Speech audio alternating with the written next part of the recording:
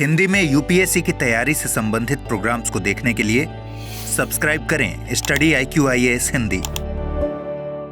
नमस्कार दोस्तों, आप लोगों का स्वागत है। मेरा नाम है गौरव शर्मा। हम आपसे जनरल स्टडीज़ के ढेर सारे टॉपिक पर डिस्कशन करते हैं। आज का जो टॉपिक है, इस टॉपिक की relevance UPSC general studies paper 2 में बहुत ही इंपॉर्टेंट है।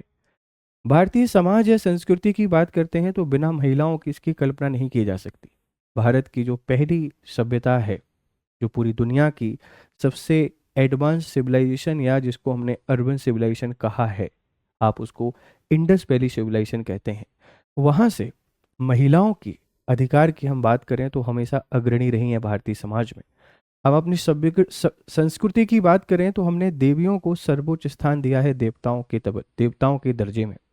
तो भारतीय इतिहास, भारतीय संस्कृति, भारतीय जो माइथोलॉजी है, ये सब में महिलाओं को बहुत ऊंचा स्थान और श्रेष्ठ स्थान मिला है। लेकिन जब फॉरेन इन्वेजन हुए, उन फॉरेन इन्वेजन के बाद जो महिलाएं हैं, इन महिलाओं की स्थिति में हमको काफ़ी गिरावट देखने को मिली और उसके बाद से हम अभी तक वहीं अटके हुए हैं, वहीं खड़े हुए हैं।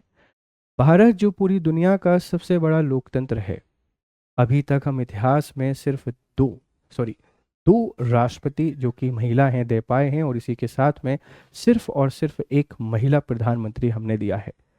ये लोकतंत्र की जो विशेषताएं हैं उनको तो कहीं जस्टिफाई नहीं करता है, क्योंकि हम सबसे बड़े लोकतंत्र हैं। उसके बाद भी हम महिलाओं को वो अधिकार नहीं दिला पा रहे हैं जो उनको मिलने चाहिए। अभी रिसेंटली सरकार ने एक एक्ट पास किया था जिसको आप लोग नारी बंधन अधिनियम के नाम से जानते हैं, 106वां कॉन्स्टिट्यूशनल अमेंडमेंट। बहुत वाहवाही की गई और बहुत तारीफें उसके द्वारा लूटी गई, पर अभी तक वो लागू नहीं हुआ है और सरकार ने इसी पर सवाल पूछा है कि ऐसा क्यों हुआ है। इसी को आज आपसे डिस्कस करेंगे। चलिए शुरू करते हैं इस कहानी को। कि आप न्यूज़ पीछे देख पा रहे होंगे कि सुप्रीम कोर्ट ने एक बहुत बड़ा शब्द यूज़ किया है कि महिलाएं सबसे बड़ी अल्पसंख्यक हैं। बिल्कुल, क्योंकि असल मायने में अल्पसंख्यक की परिभाषा क्या होती है? जो शोषित है, जो वंचित है, जो अधिकार संपन्न नहीं है, आप उसी को अल्पसंख्यक कहेंगे। आबादी के परिक्षेप में नहीं, सुविधाओं के परिक्षेप में। और भारत में महिलाएं बहुत ही शोषित और वंचित हैं।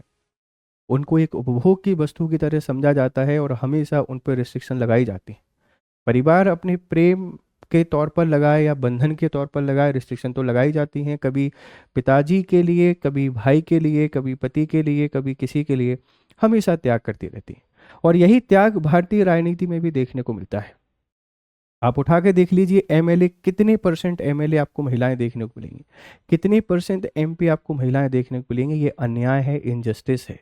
और इसी के लिए, इसी के समाधान के लिए जो अधिनियम बनाया था वो अभी तक लागू नहीं हुआ है, और इसी को लेकर सरकार से सवाल पूछा है सुप्रीम कोर्ट ने कि महिलाओं को कब ये अधिकार मिलेगा, कब वो आपका जो अधिनियम है वो पूरे तरीके से लागू होगा। इस विवाद और इस मुद्दों को पूरी तरीके से समझने की कोशिश करते हैं। चलिए, आप अगर इस लेक्चर के नोट्स डाउनलोड करना चाहते हैं तो टेलीग्राम चैनल है, आप इसको ज्वाइन कीजिए। यहाँ आपको पीडीएफ और पीडीएफ के साथ में जो इम्पोर्टेंट अपडेट हैं, ये सारी अपडेट आपको यहाँ मिल जाएंगे। ठीक है भाई, चलो।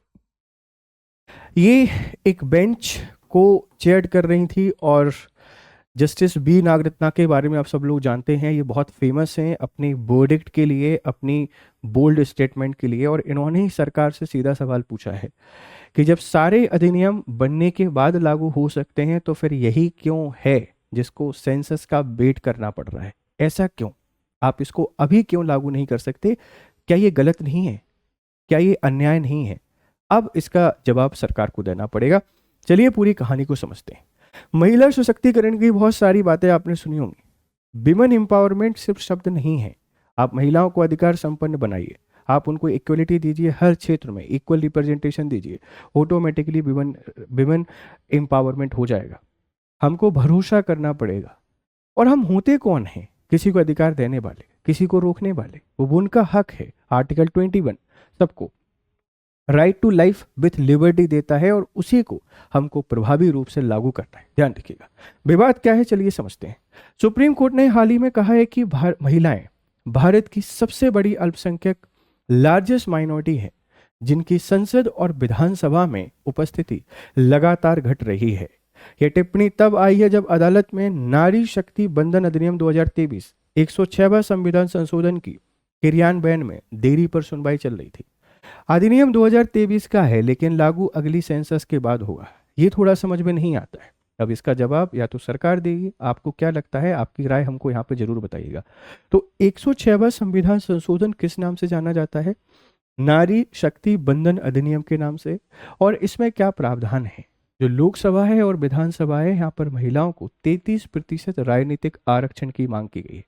आरक्षण अपने आप में एक विवादित मुद्दा है, उस पर हम आपसे फिर चर्चा करेंगे, लेकिन इस अधिनियम को आप जरूर याद रखिएगा। इसकी विशेषताओं की बात करें तो इसको सितंबर 2023 में पारित किया गया था। उद्देश्य क्या है? लोकसभा और राज्य विधानसभाओं में 33% सीटें महिलाओं के लिए आरक्षित करना। लागू होने की शर्त क्या है? अगली जनगणना और परिसीमन, और इसी को लेकर विवाद है। यही विवाद की स्थिति बना हुआ है, ध्यान रखिएगा। डिलिमिटेशन के बाद लागू होगा और अवधि कितनी है? 15 वर्षों के लिए। आरक्षण आवश्यकता पड़ने पर आगे बढ़ाया जा सकता है। अधिनियम का नाम है नारी शक्ति बंधन अधिनियम 2023।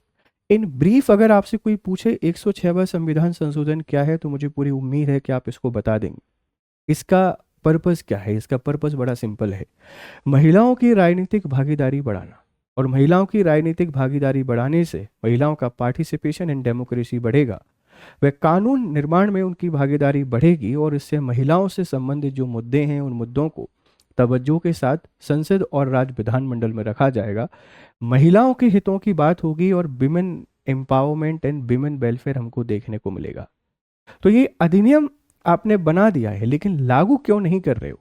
अगर लागू नहीं कर रहे हैं तो ये शायद सही नहीं है, इस बात को ध्यान रखिएगा। ठीक है भाई, चलिए आगे बढ़ते हैं और समझते हैं वर्तमान विवाद क्या है। देरी का मुद्दा। कानून पारित होने के बावजूद इसे लागू नहीं किया गया है।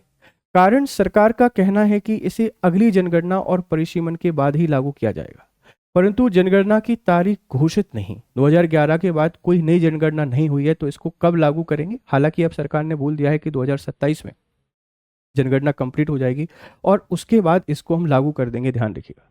न्यायिक दृष्टिकोण क्या है? सुप्रीम कोर्ट ने सवाल उठाया कि एक संवैधानिक संशोधन को अनिश्चित काल तक कैसे रोका जा सकता है। कोर्ट ने इसे राजनीतिक न्याय पॉलिटिकल जस्टिस से जोड़ा है, जो संविधान की प्रस्तावना प्रियम्बल में उल्लिखित है कि राजनीतिक न्याय को आप प्रभावी नहीं बना रहे हो। ये एक बहुत बड़ा मुद्दा है, आप इस बात को ध्यान रखिएगा। इसका जवाब सरकार को देना पड़ेगा और सरकार अब इसका जवाब कोर्ट में देगी। याचिका दायर करता है डॉक्टर जया ठाकुर। तर्क है अन्य संशोधन 73वां 74वां 77वां 103वां बिना जनगणना के लागू हुए, तो फिर महिलाओं के लिए आरक्षण में जनगणना की शर्त क्यों? मतलब फिर इनको हम जनगणना के आधार पर क्यों दे रहे हैं? आप अपनी राय यहाँ पर हमको जरूर दीजिएगा, ठीक है। चलिए अब महिलाओं से संबंधित कुछ आर्टिकल की बात करते हैं। 15(3) महिलाओं और बच्चों के विशेष प्रावधान बनाने का अधिकार करता है।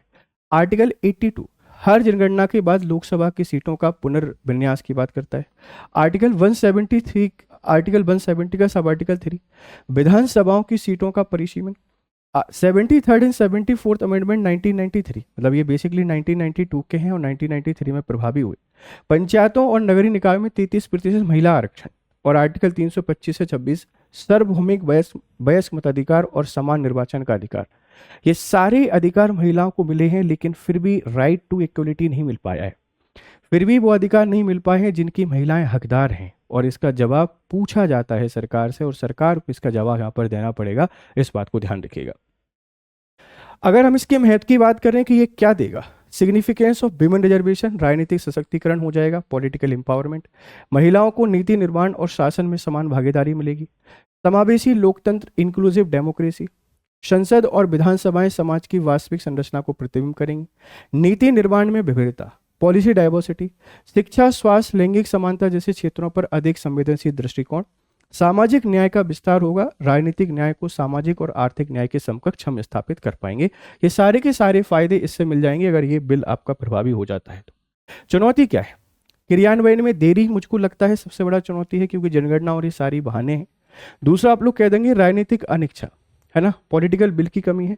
आरक्षण के भीतर आरक्षण की मांग, ओबीसी SC ST महिलाओं के लिए उप आरक्षण की मांग बढ़ रही है। लोकतांत्रिक प्रतिनिधित्व बनाम सांख्यिकी आरक्षण, सीटों के निर्धारण में असमानता की संभावना हमको बहुत अधिक यहाँ पर दिखाई देती है। ठीक, कुछ देशों का उदाहरण यहाँ पे दिया जाता है, जैसे नेपाल है, बांग्लादेश है, फ्रांस है, भारत को अभी इस आरक्षण को बढ़ा देना चाहिए। इक्वलिटी को हम लोग प्रभावी बना पाएंगे, कानून बनने से थोड़ी मजबूरी बन जाती है उनका पालन करने के लिए, तो ये आरक्षण बहुत जरूरी है, ध्यान रखिएगा। ये संबंधित न्यायिक टिप्पणियां हैं। इंदिरा साहनी केस में 1992 में आरक्षण को समानता का साधन माना गया। अनीता कुशवाहा वर्सेस पुष्पा सूदन 2016 में पॉलिटिकल जस्टिस को लोकतंत्र का आवश्यक तत्व बताया गया। करंट केस 2025 का है। जस्टिस नागरत्ना महिलाएं सबसे बड़ा अल्पसंख्यक वर्ग हैं, उन्हें प्रतीक्षा में नहीं रखा जा सकता। और ये सवाल है, आप इसका आंसर यहाँ पे दीजिएगा। और ये मेंस के लिए आपके पास एक प्रश्न है कि भारत में महिलाओं के राजनीतिक प्रतिनिधित्व को बढ़ाने हेतु नारी शक्ति बंधन अधिनियम का महत्व और उससे जुड़ी चुनौतियों की समीक्षा कीजिए। ये इसकी एक आउटलाइन है, आप इसका आंसर हमको जरूर दीजिएगा। जाते जाते आपके लिए इंपॉर्टेंट अपडेट ये है कि प्रतिज्ञा हमारा बैच है 2027 के लिए, आप इसका हिस्सा बन सकते हैं। ये कोड यूज़ कीजिए जीएस लाइव। सेम आपके पास 2028 के लिए भी बैच है, आप इसका भी हिस्सा बन सकते हैं। चलिए, ये टेलीग्राम चैनल है, आप इसको ज्वाइन करें, फिर आपसे मिलते हैं और बढ़िया तरीके से आप पढ़ते रहिए। Have a nice time, good day to all. Hindi में यूपीएससी की तैयारी से संबंधित प्रोग्राम्स को देखने के लिए सब्सक्राइब करें स्टडी IQ IAS हिंदी।